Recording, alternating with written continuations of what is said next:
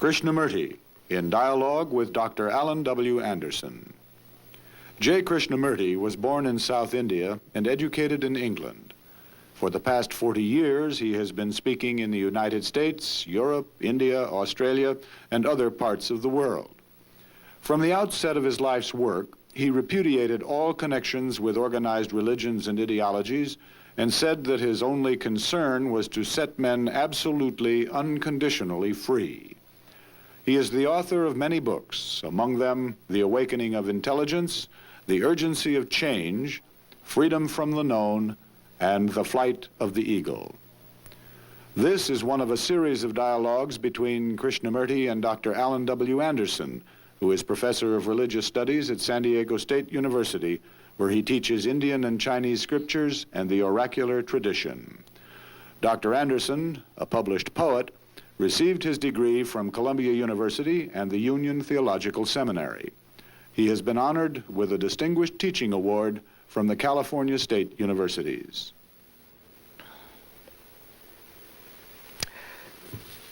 Mr. Krishnamurti, if I recall correctly, I think we had begun to talk together before, last time, just at the point where the question of fear arose. And I think we both perhaps could explore that together a little. Yes, Would you be good enough? Too.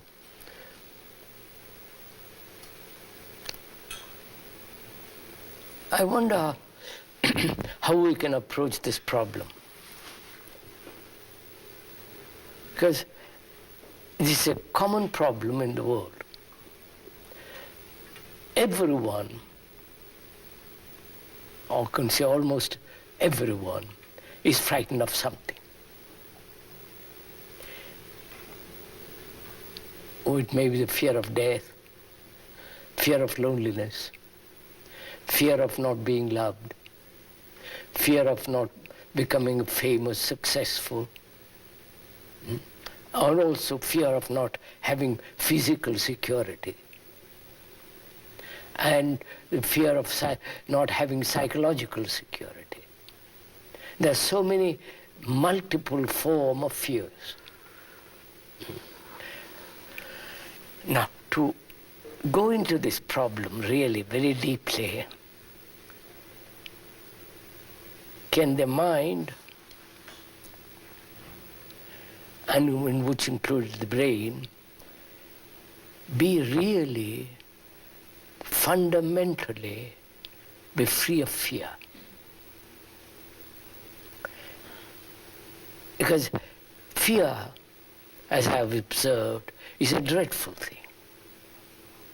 Oh, yes. It darkens the world, it destroys everything. And I don't think we can discuss fear, which is one of the principles in life, without also discussing or going into the pursuit of pleasure. Mm-hmm. The two are the sides, two sides of the same coin. Fear and pleasure. Two sides of the same coin. Yes, yes.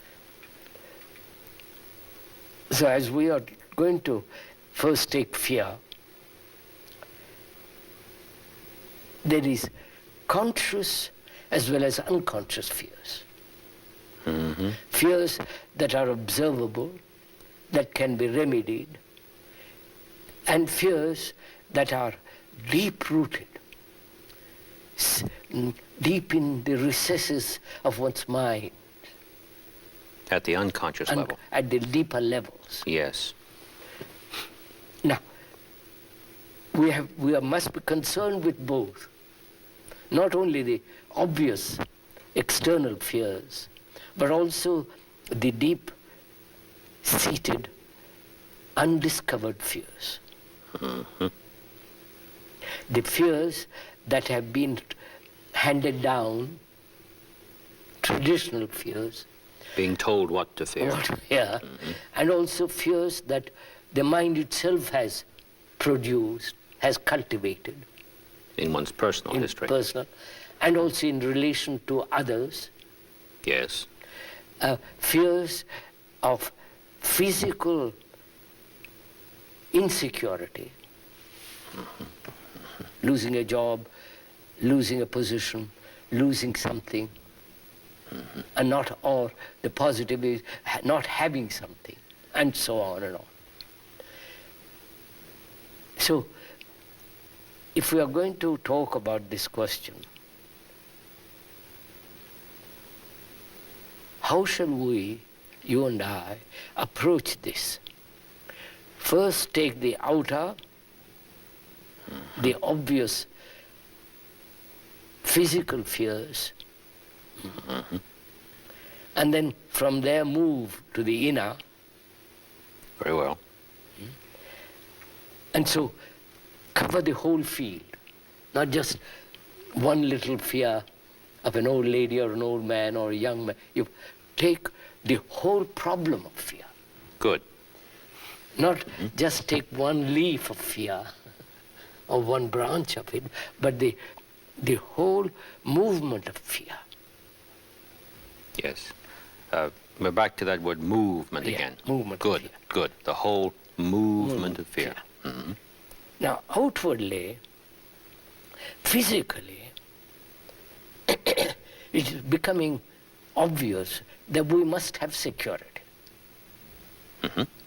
Physical security, that is food, clothes and shelter, are absolutely necessary. Not only for the Americans, for the whole humanity. Yes, of course. And it's no good saying we are secure and to hell with the rest of the world. The world is you, Yes. and you are the world. You can't isolate yourself and say, I'm going to be secure and not bother about the others. Secure myself against them. Again, it becomes a division, conflict, war, Yes. all that produced.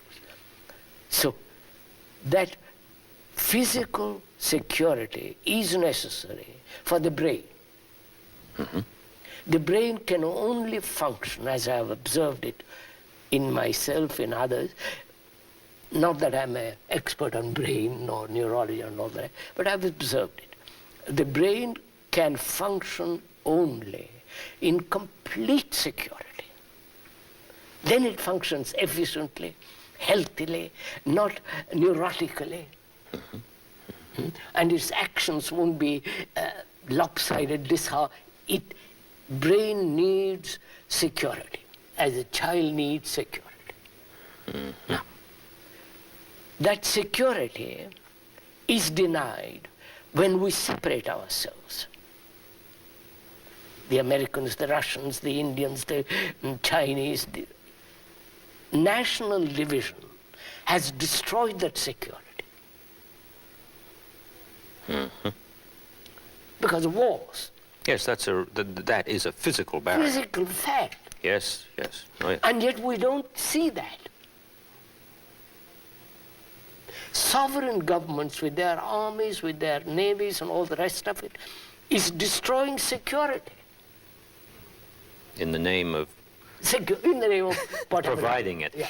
Yes. So, you see, what we're trying to get at is how stupid the mind is. It wants security, and it must have security.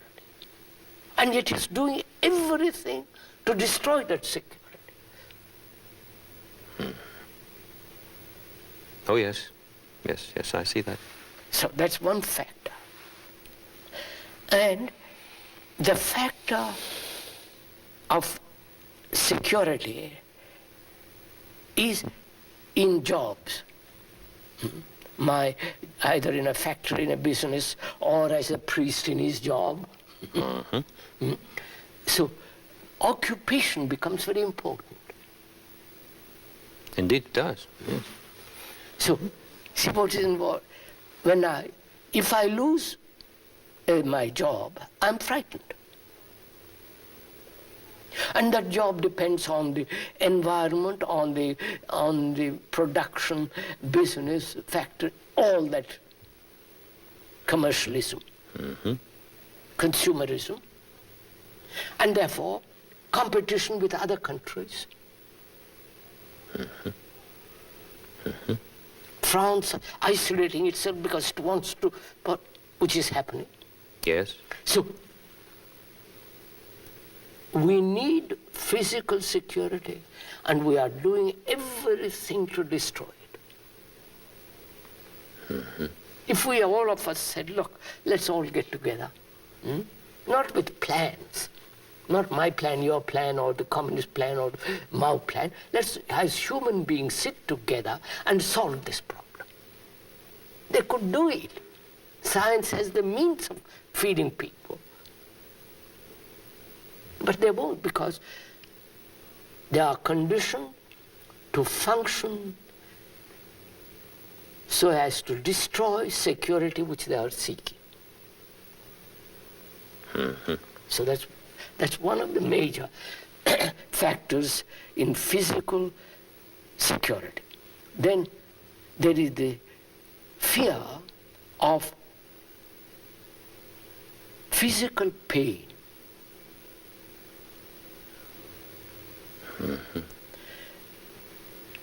Is physical pain in the sense one has had pain, let's say last week. Mind is afraid that it should happen again. So there is that kind of fear. It's very interesting with respect to the phenomenon of physical pain. Physical pain. Because what is remembered is not the neurological reaction, but the emotion that attends what occurred. That's it. So that's that fear. Right. Then there is the fear of outward opinion, what people say, public opinion. Reputation. You see, sir, all this is born out of disorder. I don't know if... Oh, yes. Which we discussed. Which we looked into previously. So, can the mind bring about security, physical security, which means food, clothes, and shelter for everybody? Not as a communist, as a capitalist, as a socialist, or as a Mao, but meet together as human beings to resolve this problem. It can be done, but nobody wants to do it because they don't feel responsible for this. I don't know if you've been to India, if you've gone from town to village, as I have done, you see the appalling poverty, the degradation of poverty, the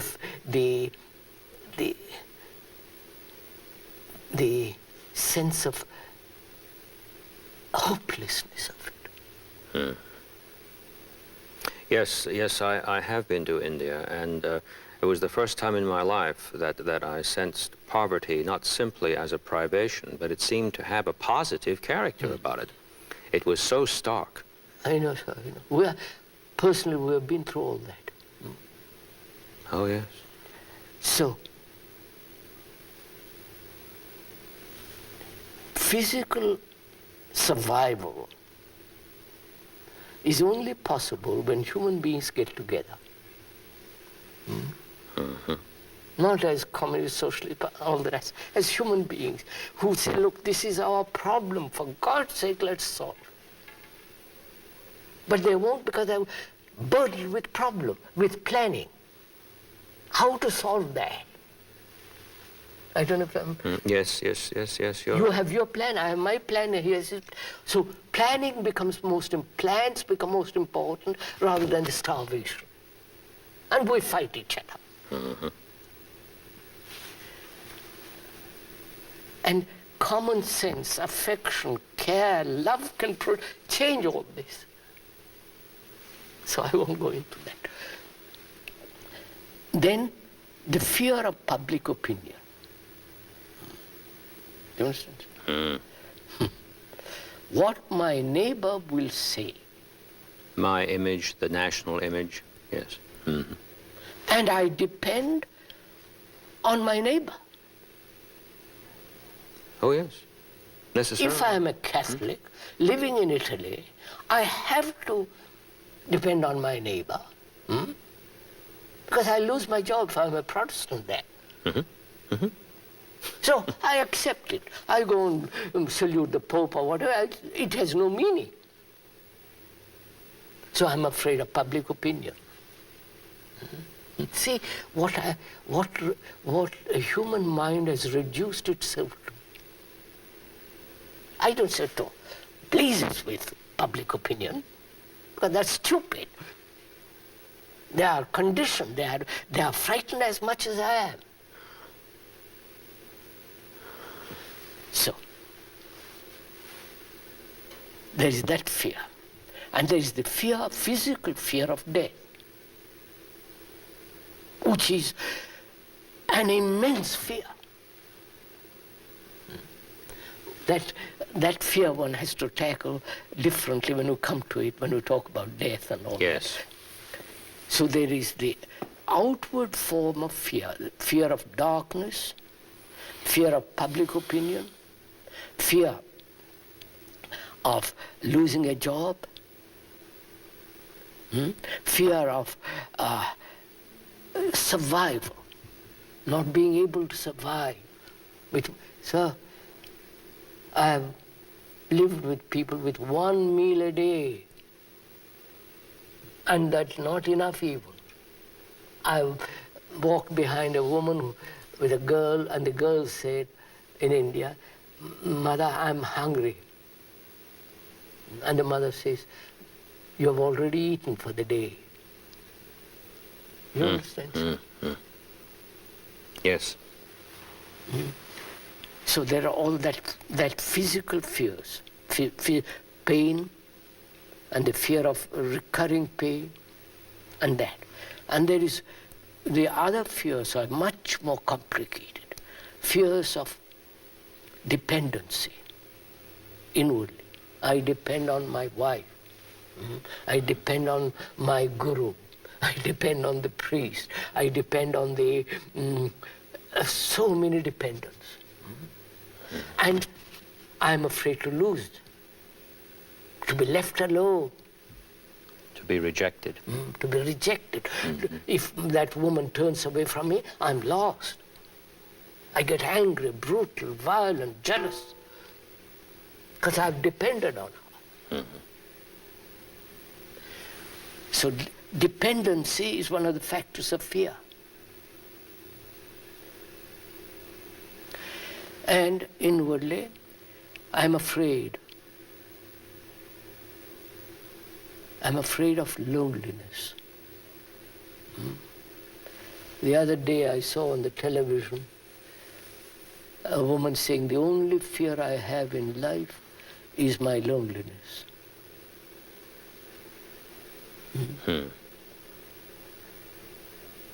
And therefore, being afraid of loneliness, I do all kinds of neurotic activities. Being lonely, I attach myself to you, or to a belief, or to a savior, to a guru, and I protect the guru, the savior, the belief, and that soon becomes neurotic. I fill up the hole with this new With this image. rubbish. Yes. There's that fear. Then there is the fear of not being able to arrive, succeed in this world of disorder, and succeed in the world of so-called spiritual world. That's what they're all doing now. Spiritual achievement. Achievement, which they call enlightenment. Expanding consciousness. Yes, we'll go into all. I know what you mean. It's very interesting that you just got through describing fear of being left behind. Yes, sir. Now we're fearing that we'll never arrive. Arrive. Yes, please Same go on. thing. Yes. Then there is the fear of not being, which translates itself in identification with. I must identify myself In order to be. to be. Let me identify myself with my country. And I say to myself, that's too stupid. Then I say I must identify myself with God, which I've invented. God has not made man in his image. Man has made God in his image. You Yes, follow? oh, I follow you. So, not being, not achieving, not arriving, brings about tremendous sense of uncertainty, tremendous sense of not being able to fulfill, not being able to be with. And the cry, I must be myself. Do my own thing. My own thing, which is rubbish. So there are all these fears, both logical fears, irrational fears, neurotic fears, and fears of survival, physical survival. So, now how do you deal with all these fears and many more fears which you can't go into, which we will presently? How do you deal with them all? One by one? Well, you would just be in the mournful round of fragmentation if you did that. Yeah. And also there is the fear, hidden fears, Yes, which are much more active. the continual bubbling up from Bubbling below. up, when I'm not conscious, they take over. That's right. So how am I to deal first with the obvious fears which we have described? Shall I deal it one by one? First secure myself. You follow? Yes. Or take loneliness and tackle that, come to grips with it, go beyond it and so on. Or is there a way of dealing with fear, not with the branches of it, but with the root of it? Because if I take each leaf, each branch, it'll take all my lifetime. And if I begin to analyze my fears, then that very analysis becomes a paralysis. And then I even fear that I might not have analyzed correctly. Correctly. And I'm caught over and over again. So how shall I deal with this problem as a whole, not just parts of it, fragments of it? Isn't there a hint about how it might be dealt with? Of course, when I say hint here, I mean terribly, terribly slight. I don't think I would call it a pointer. But fear, no matter how many varieties one imagines he knows, fear does have a common taste, you might say. Yes. There is something there. That, yes, sir, but what shall I do with it? Oh, yes, of course, I quite understand. But it interested me while you were speaking to observe that already when we think of many fears, we haven't even paid attention to how we fear when we fear. Yes. I was interested to have that flash because it seems to be altogether consonant with what you're talking about. And I said to myself, now, in our conversations, we've been pointing to movement. The movement of fear is one. Yes, a tremendous one. And it is a unified field of destruction. It is the common factor of every human being. The whole thing, yes, exactly. Whether man lives in Moscow or in India or in any place, it is the common thing of this fear. And how shall he deal with it? Because unless the mind is free of fear, really, not verbally or ideologically, absolutely be free of fear. And it is possible to be free completely of fear. I'm saying this not as a theory, but I know it. I've gone into it very deeply. Actual. Yes. Now, how shall I deal with this? So I ask myself, what is fear? Not the objects of fear or the expressions of fear. No, or the instant reaction to danger. No. What is fear?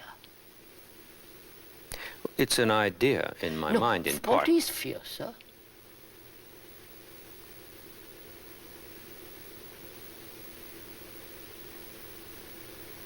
If we have said it's an abiding... No, what? No. Behind the words, behind the description, the explanations, the way out and the way in and all the rest of it, what is fear? How does it come?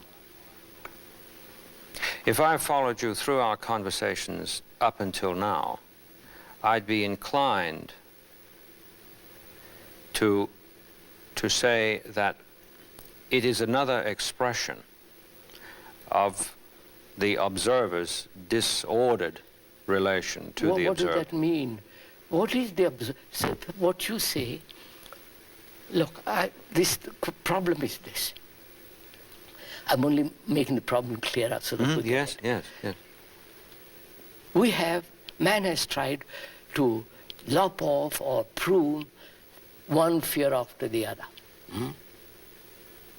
Through analysis, through escape, through identifying himself with something which is called courage,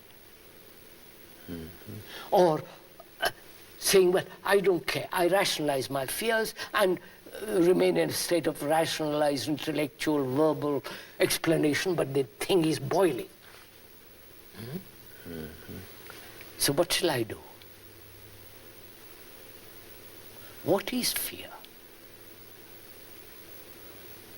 Unless I find this out, not because you tell me,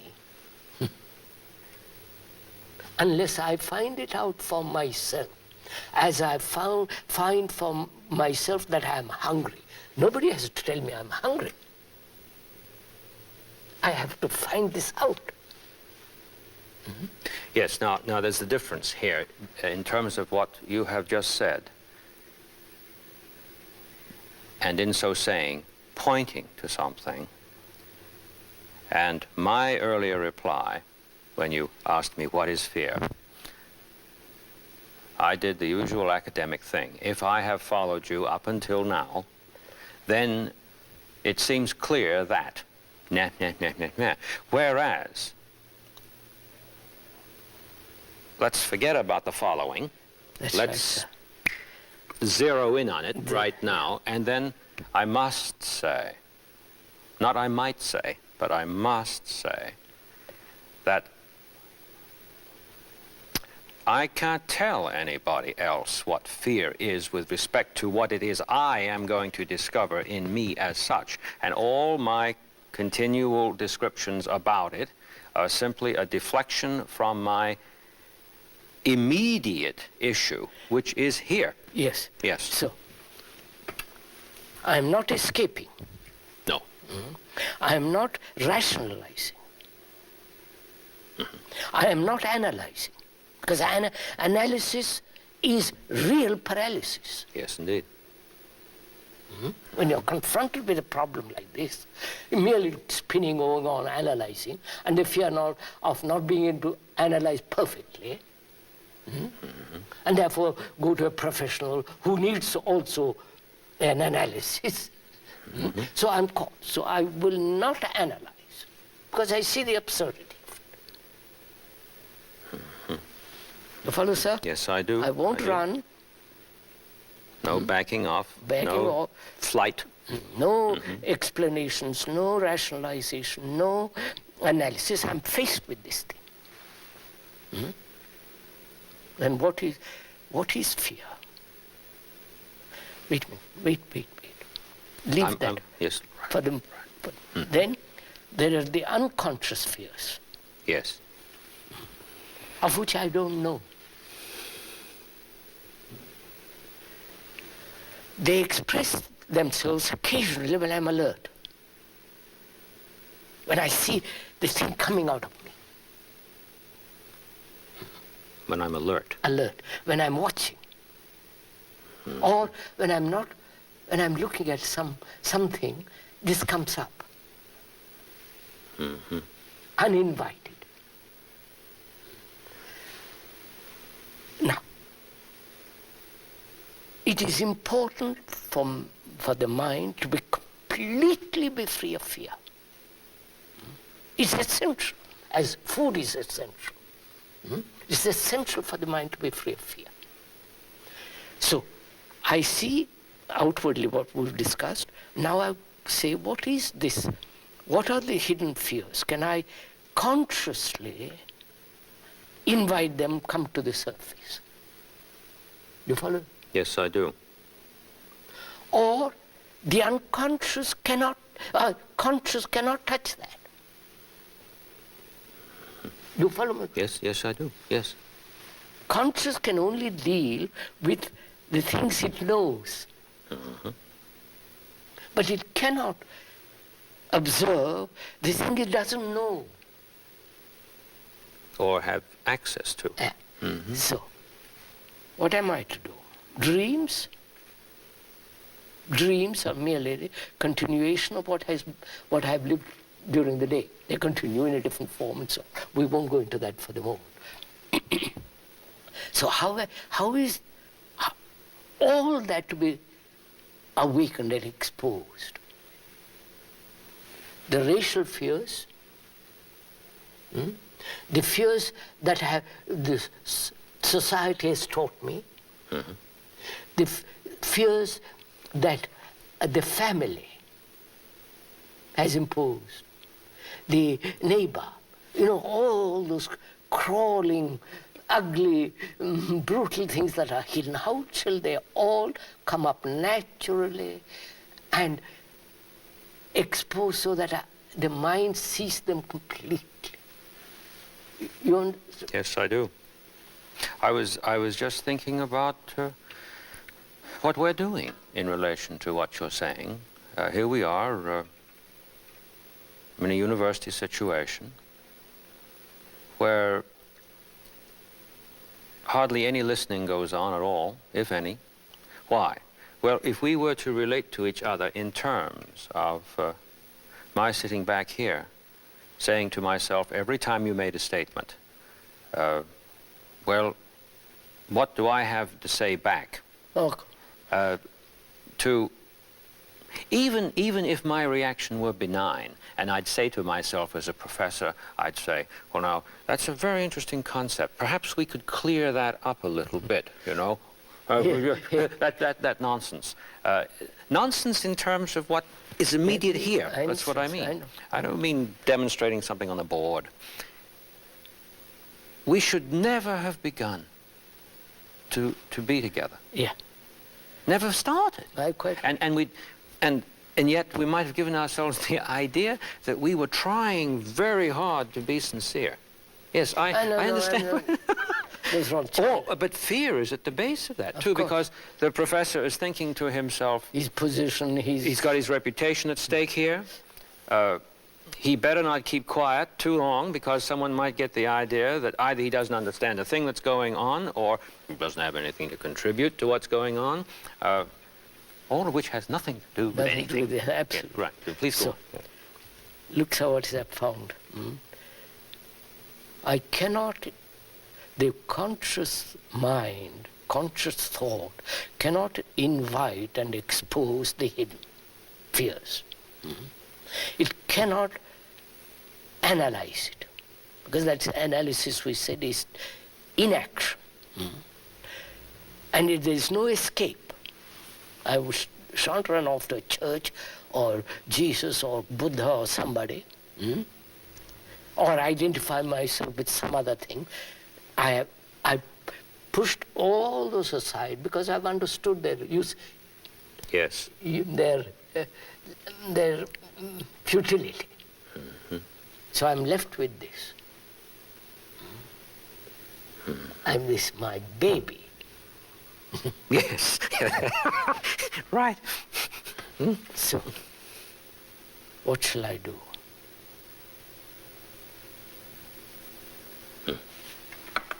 Some action has to take place. Yes, indeed. I can't just say, well, I've pushed all that aside. I've just said, now just see what happens, sir.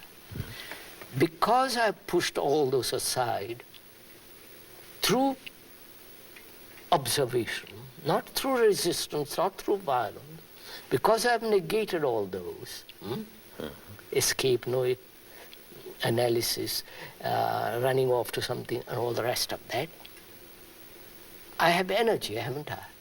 Mind has energy now. Now it has, yes. Yes, it floods up. Because I've pushed away all the things that are dissipate energy. Energy leaks. Therefore, I have now this thing. I'm confronted with that. Confronted with fear. Now what can I do? Listen to this, sir. What can I do? I can't do anything. Because it is I who have created the fear. Public opinion. Yes, yes, yes. Right? So I cannot do a thing about fear. Precisely. But there is the energy which has been gathered, which has come into being when all dissipation of energy has ended. There's energy. You follow? Exactly, virtue. Right. Energy. Manifested. Yeah, energy. Exactly. Now, what happens? This is not some hocus pocus. This is some kind of mystical experience. There is actual fear, and I have tremendous energy which has come because there is no dissipation of energy. So what takes place?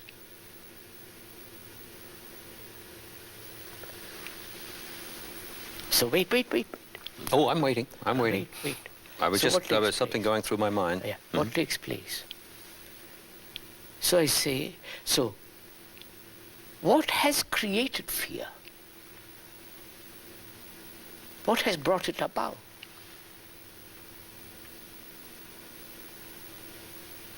Because if I have the energy, you follow, sir, to put that question and find the answer for that question. Not, I've got energy now. I don't know. Yes. So, what has brought it about? You, my neighbor, my country, my culture? Myself. What has brought it about? I've done it. Who is I? I don't mean I as the fragmented observer off from me. It is this. I'm thinking what you said earlier about the mind as disordered, which requires to empty itself of the disorder, doesn't require another mind to do it. No, yes. I'm asking, what has brought this fear into me, into my consciousness? I won't use that word because we'll have to go into that in a different way. What has brought this fear? And I won't leave it till I find it. You understand, sir? Because I've got the energy to do it. I don't depend on anybody, on any book, on any philosopher, nobody. Would it be the case that once that energy begins to flood, that the question itself disappears? And I begin to find the answer. Yes. I don't put the question, but I find the answer. Right. Now, yeah. Right, what is the answer?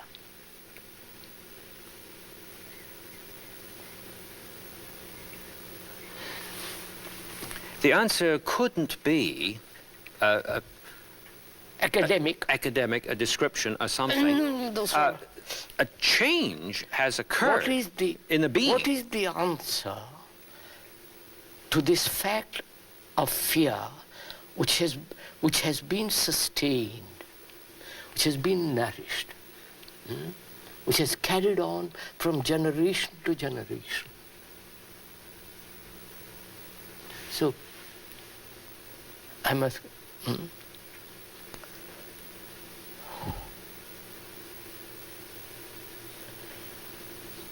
Can the mind observe this fear, the movement of it? The movement of it. Not just a piece of fear. Or a succession of fears. But the movement of this The movement whole of fear itself.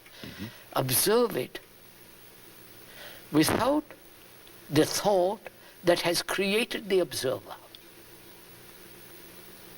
I don't... Oh, yes, yes, yes. So, can there be observation of this fact, which I have called it fear? Because I have recognized it, the mind has recognized it, because it has had fear before. So through recognition and association, it says this is fear. Yes, that never stops.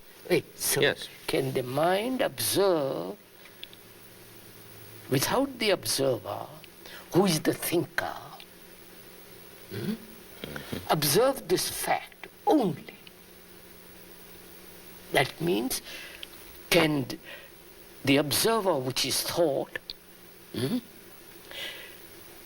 the observer as thought has produced this? I don't know. So thought has produced this. Right?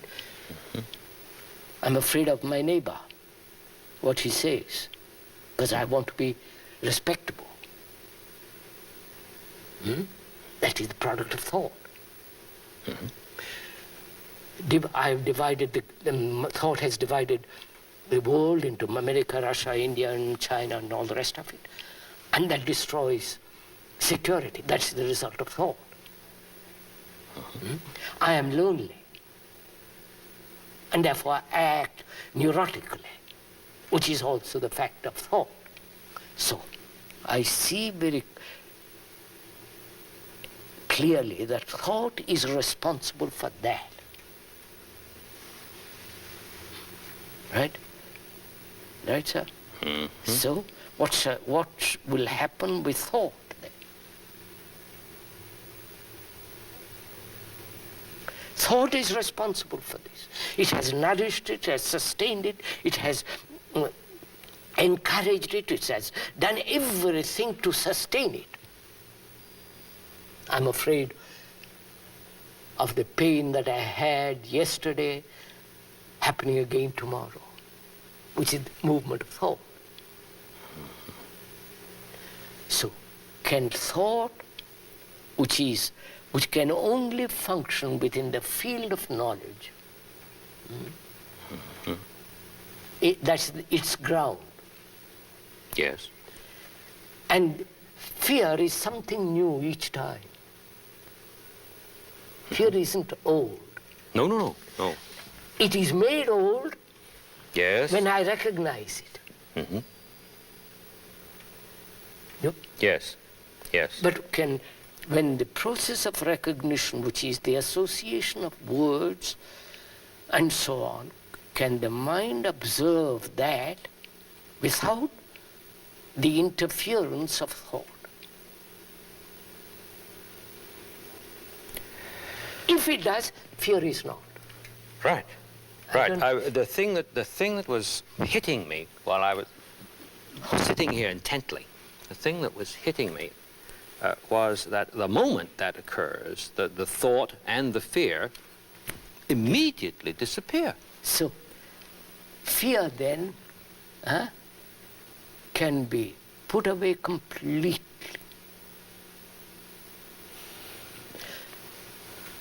If I was living as a human being in Russia and they threatened me to put into prison, probably would be afraid.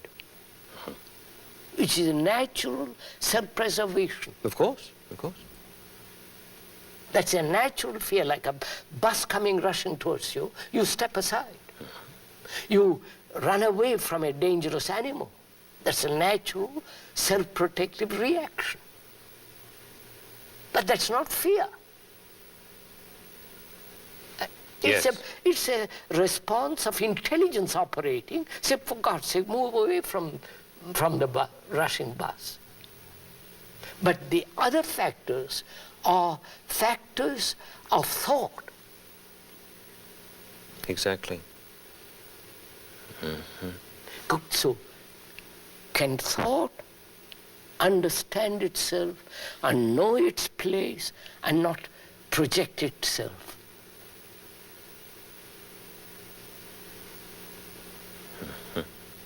Not control, which is an abomination. If you control thought, who is the controller? Another fragment of thought. Another thought. It's a vicious game you're playing with yourself. So, can the mind observe without a movement of thought? It will only do that when you have understood the whole movement of fear. Understood that, not analyze, looking at it. It's a living thing, therefore you have to look at it. It's only a dead thing that you can dissect and analyze, kick it around. But a living thing, you have to watch. Like, This is very shocking, because in our last conversation, just towards the end, we came to the place where we raised the question of someone saying to himself, I think I understand what I've heard. Now I'm going to try that. And then fear holds up a mirror to itself. of course. And one is suddenly ringed about by a world of mirrors. You don't say, sir, when you see a dangerous animal, I'll think about it. You move.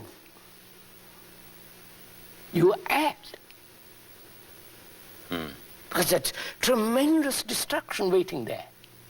There's a self-protective reaction which is intelligent. Say, get out. Here we are not using intelligence. And intelligence operates when we have looked at all these fears, the movements of it, the inwardness of it, the subtlety of it, the ugly, the whole movement. Then out of that comes intelligence and says, I've understood it. It's marvelous. Yes, it's very beautiful. Very beautiful. We were going to say something about pleasure. That must be dealt. And we'll, right, exactly. So, sir, look, we said there's the physical fears and psychological fears. Yes. Both are interrelated. You can't say, well, that's one, this is the other. They're all interrelated. And the interrelationship and the understanding of that relationship brings this intelligence which will operate physically, saying, like, let us then work together, cooperate together to feed man. You follow, sir? Let's not be national, religious, sectarian. What is important to feed man, to clothe him, to make him live happily.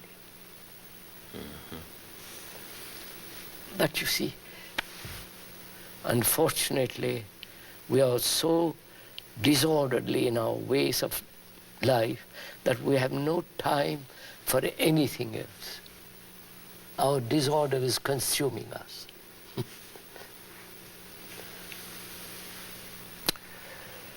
It's interesting in relation to tradition.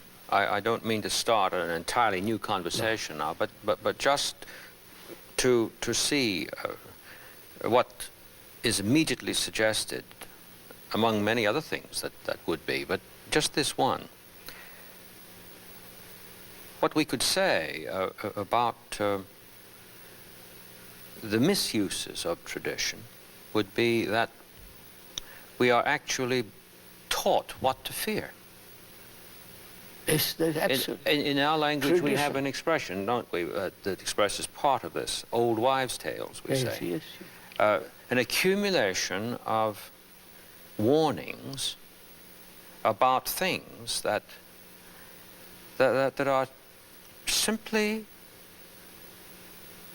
imaginary. Not in the creative sense of imagination, and I'm using the word creative there very loosely, very loosely, but fantasia, phantasmagoria. Gloria, yes. From the little one's earliest years, gets this stuff with the bottle. Bottle, I know. And then when we get into adolescence, we reflect on these things we've learned, and if things go wrong, we feel that perhaps it's because we haven't sufficiently grasped what we've been told. And then some young people will say at that point, I'm going to junk the whole thing, but then immediately the loneliness question arises. Yes. They can't, sir, it is life, this is life. You can't reject one part and accept the other part. Exactly. Life means all this. Freedom, order, disorder, communication, relationship, response. It's the whole thing is living. If we don't understand civil, I don't want to have anything to do with it, you're not living. You're dying.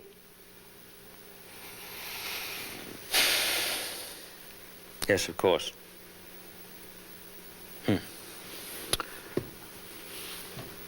I wonder how much, I keep saying I wonder, and the reason I wonder is because what we have been saying about this movement as a unified field is, when stated,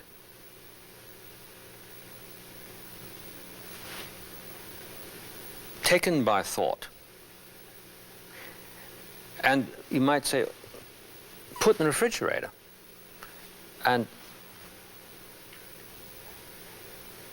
that's the reality to the person. Quite so. And when we want to look at it, well, it's one of the ice cubes. We break out and have a look. Don't we? That's right, sir. What place has knowledge in the regeneration of man? Yes.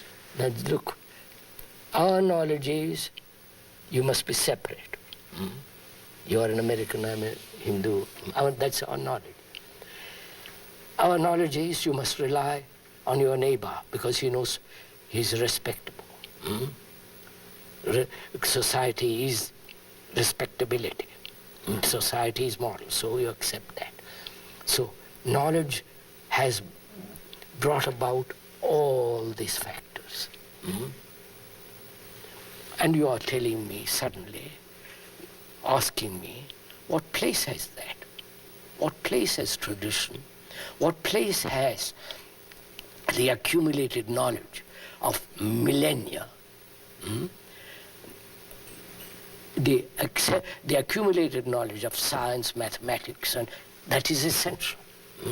But what place has knowledge, which I have gathered through experience, through generations after generation of human endeavor, what place has it in the transformation of fear? None whatsoever. No, You see? clear.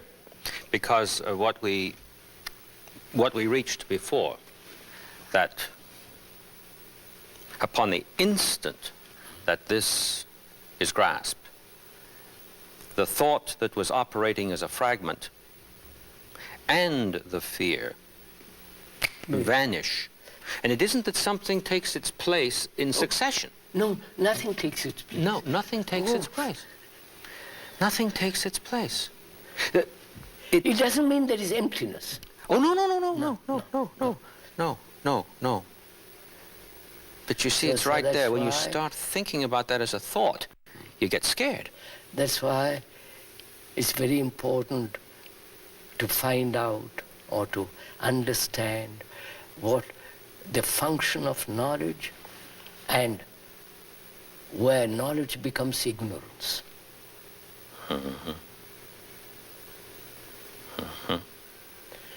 We mix the two together. Knowledge is essential.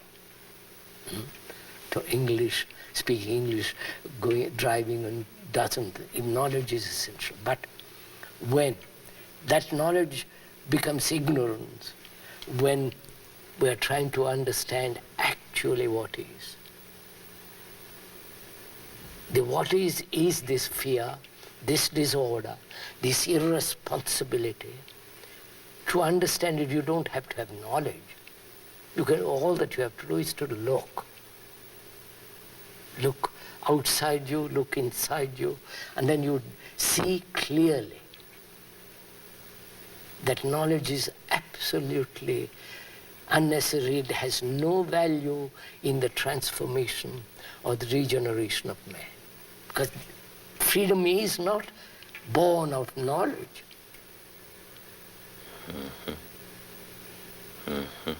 Freedom is when all the burdens are not. You don't have to search for freedom. It comes when the other is not. It isn't something in place of the horror that was there before. Yes. I think that's enough. Yes, I quite follow you. Maybe next time we could... Tomorrow we can carry on. We could carry on into with this... pleasure. With pleasure, as such, the opposite side of that coin.